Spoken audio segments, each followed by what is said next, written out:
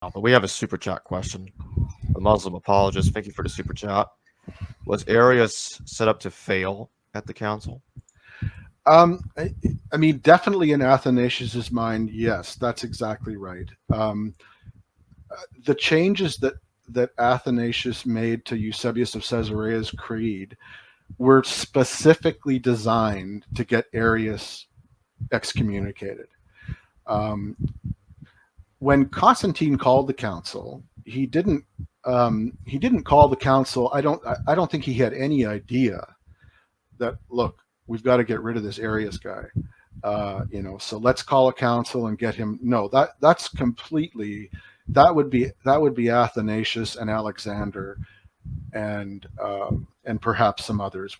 I keep going back to Athanasius because he's the real sort of, I don't know, he's like the epicenter of that movement. And there's others, but it's hard to gauge. But yes, you're exactly right. I mean, in Athanasius's mind, Arius was on his way out. Athanasius would have probably not agreed to anything unless Arius got booted out.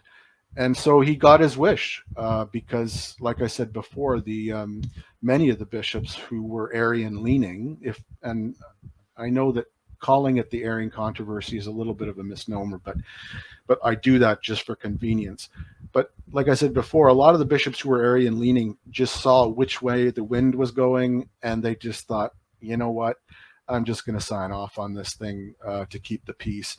At least that's what we're told. I mean, we're just going on the source evidence here. I don't, of course, how could I know? But yeah, you're exactly right. He was, that was Athanasius's goal, is to get Arians sent packing, and it worked. But I should say that within a few years, like one classic statement on the Council of Nicaea that I like is from one of my favorite authors on Constantine, R.M. Grant, an American scholar. And he comments that within a couple years, 2 or 3 years of the Council of Nicaea, it was a dead letter in terms of because again, what happened was the Arians kind of retrenched. They sort of reorganized, and they were willing to sign off on the creed eventually, and even Arius himself was willing to sign off on the creed. But I think one of the reasons they were is because, like I said before, with Eusebius of Caesarea's creed, it was a creed that could go either way.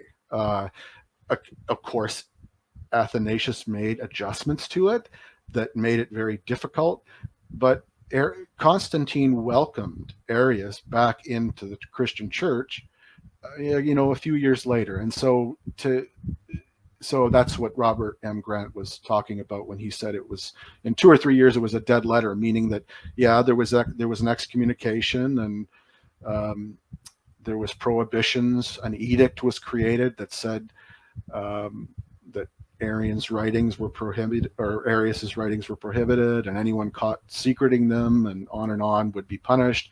But that all just kind of fell away.